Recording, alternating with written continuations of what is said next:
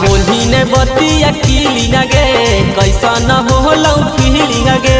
कैसा न होलौ गे आगे गेली गवाना में तोरे सजाना में कैसे कैलौ डीलिंग गे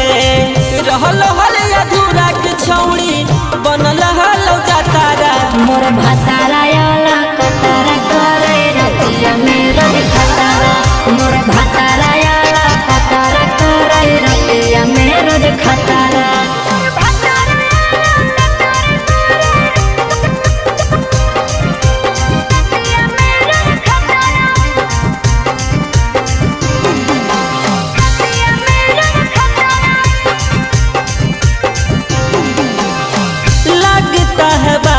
हमसे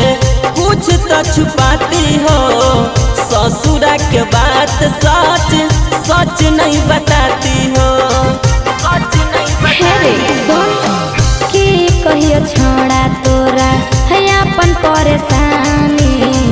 कष्ट में भी तो हका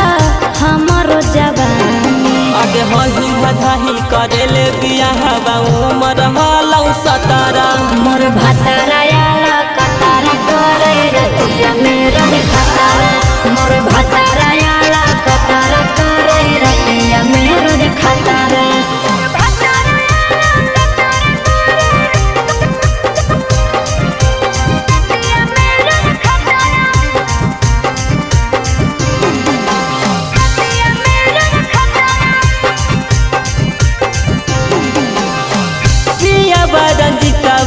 ससुरा के सुख गे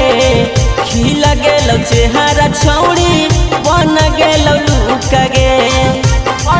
अरे हे रे सुन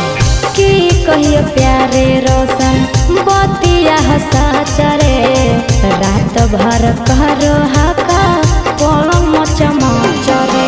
लागे पंडिता ठीक से नहीं देखले हलौ पतारा मोर भातारा याला